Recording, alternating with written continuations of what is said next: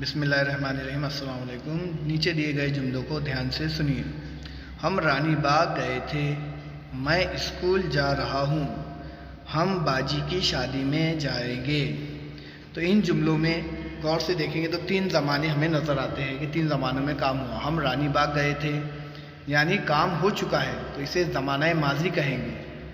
اسی طرح اگلے جملے میں اسکول جا رہا ہوں، اس جملے میں کام جاری ہے تو اس لیے یہ زمانہ حال ہے۔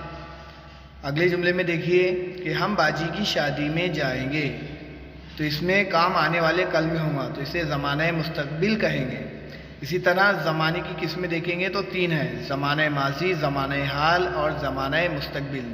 اس کو آسانی سے یاد رکھنے کے لیے ان جملوں پر دھیان دیجیے۔